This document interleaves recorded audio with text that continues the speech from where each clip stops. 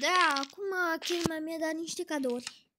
Și mi-a dat foarte puține mere, nu foarte multe, dar nu știu ce fac cu astea. Cu ceva portă, nu știu așa. Deci în chest. Nu o să-mi pun nimic, o să-mi pun doar astea. Am zic că Jax fură multe, dar ne. Ia uitați, ia, uite. Nu pot să deschid. Nu pot să deschid. Ce cu ușa asta, nu știu, verificăm. Să nu fie cheie pe undeva. Nu știu ce fac, am ceva pe spate, uitați. Știi ce fac cu ea? Cam asta fac cu ea. Și care-i faza? Că pot acum să intru...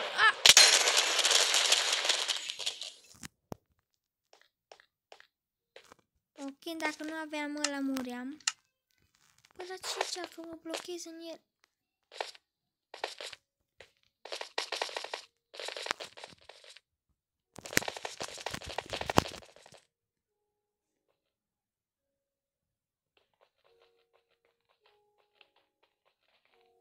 Ajutor.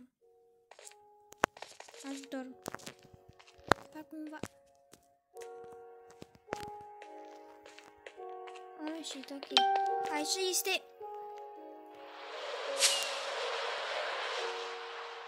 Aici se gaura, uite, ăștia sunt... Mam, dacă m-aș apropia de ei... Uite de asta. Mă apropii! Nu. Dacă mă apropii de ei, mă transform și eu în ăsta și nu vreau. Ok. Ui!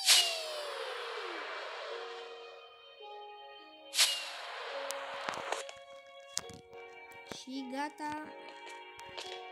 Și mai am încă foarte multe de astea acum ce. Uitați, am aici. Adică.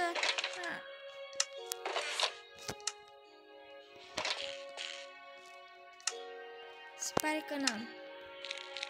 Se pare că n-am.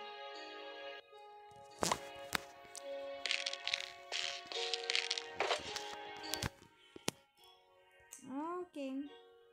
Cred că Ken mi-a dat cam prea multe.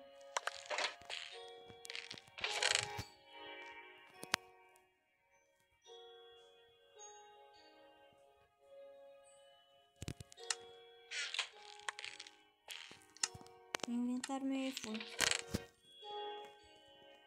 Bă, da...